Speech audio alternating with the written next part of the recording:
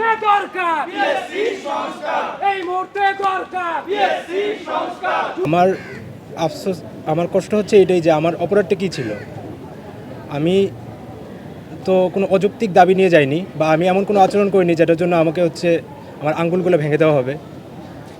আমাদেরকে যখন রাস্তা ছেড়ে দিতে বলা হয়েছিল, আমরা রাস্তা ছেড়ে দিয়ে পাশে ফুটপাতে বসতে চেয়েছিলাম, কিন্তু ফুটপাতে বসার সাথে সাথে ওনারা আমাদেরকে অতর্কিত আক্রমণ করে।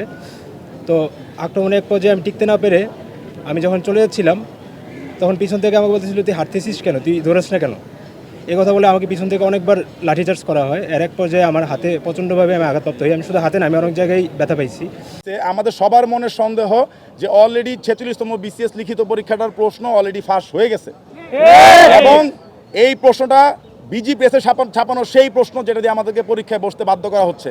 আমরা চাই নতুন করে পিএসসি প্রশ্ন মডারেশন করে যৌক্তিক সময়ের মধ্যে, সেটা 1 মাস পরে হোক 1.5 মাস পরে হোক, আমাদেরকে নতুন প্রশ্নপত্রে পরীক্ষা নিবে।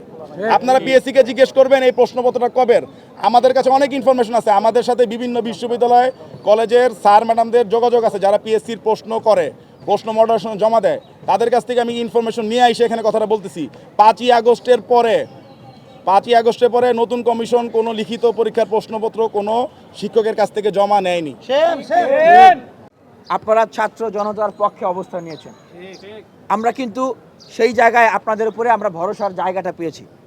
আমরা আজকে সুস্পষ্টভাবে ঢাকা বিশ্ববিদ্যালয় লাইব্রেরির সামনে থেকে সেই সমস্ত ছাত্র বন্ধুরা কথা বলছি যারা 18 থেকে এই 24-এর যে কোটা সংস্কার এবং অভ্যুত্থান, সেই অভ্যুত্থানের আমরা এই আন্দোলনের অংশগ্রহণকারী এবং নেতৃত্বদানকারী। আমরা আপনাদের প্রতি আহ্বান জানাচ্ছি, সামনের দিনে আমাদের আরও যদি আন্দোলন করতে হয়, অনুগ্রহ করে সেনাবাহিনীর কোনো সদস্য আমাদের আন্দোলনের আশপাশে আসবেন না। আমরা চাই না যে কোনোভাবে এই ন্যায্য দাবি, যৌক্তিক দাবি এবং ছাত্রদের যে আন্দোলন, সেই ছাত্রদেরকে দমানোর জন্য আপনাদেরকে অন্যায়ভাবে অন্যায্যভাবে ব্যবহার করা হোক, আপনাদের সাথে আমাদের সম্পর্ক খারাপ হোক। আপনাদের সাথে আমাদের কোনো সমস্যা নাই, আপনাদের সাথে আমাদের কোনো গণ্ডগোল নাই।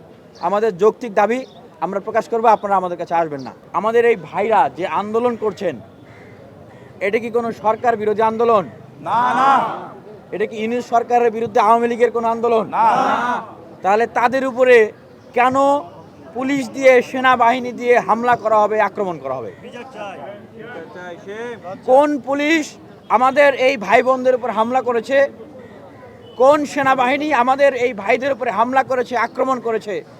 আমরা চিহ্নিত করে তাদের দৃষ্টান্তমূলক শাস্তির দাবি জানাচ্ছি।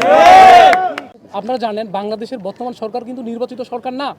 আমরা জানি দেশে নিয়মের বাইরে কিন্তু অনেক কিছু ঘটে, অনেক কিছু হয়, কিন্তু আপনারা কি বলবেন বর্তমান সরকার বৈধ না? অবশ্যই বৈধ, কারণ ডক্ট্রিন অফ নেসেসিটি বা প্রয়োজনীয়তার নীতি বলে একটা মতবাদ রয়েছে।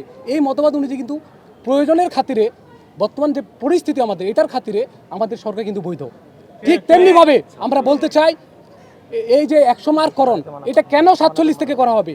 আপনারা কি 45তম লিখিত নিয়ে ফেলেছেন, শেষ করে ফেলেছেন? অথবা 45তম ভাইবা শেষ করে ফেলেছেন? না।